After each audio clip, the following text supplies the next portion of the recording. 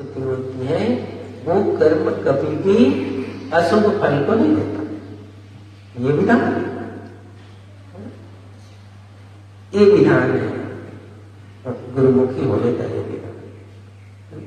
तो ये जो पुरुषार्थ है हमारे कर्म की यात्रा का, हमारे जीवन की यात्रा, कुछ पल जरूर लगता है तुम्हें कि अच्छे कर्म से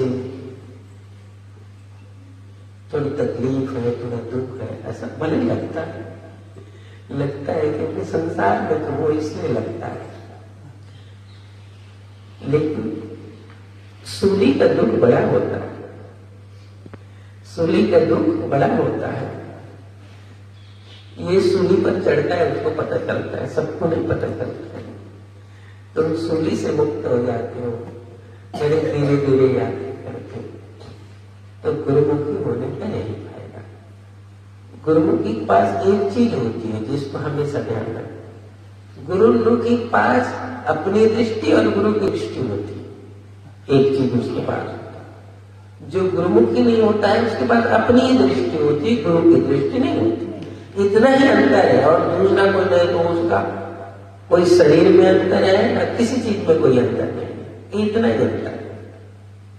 गुरुमुखी के पास दो दृष्टि होती है, एक स्वयं की दृष्टि होती है और गुरु की ज्ञान की दृष्टि होती है। उसके अनुसार वो निर्णय करता है, उसके अनुसार वो कर्म करता है। जो गुरुमुखी नहीं है उसके पास अपनी ही दृष्टि होती है। अब उसमें लोभ भी आ जाए, लालच भी आ जाए, पाखंड भी आ जाए, हिंसा भी आ जाए, सब, क्योंकि उसके पास गुरु की दृष्टि नहीं है, उसके पास गुरु की दृष्टि नहीं है। लेकिन जिसके पास गुरु की दृष्टि है उसकी रक्षा पल पल में होती रहती है। इसलिए हम कहते हैं कि गुरु की उपस्थिति हमेशा शिष्य के साथ रहती है, वो भले धीरे चले। ये इस जगत में, संसार में जो बंधन है, उस बंधन से गुरु इस जीव को किसी प्रकार मुक्त कर देता है।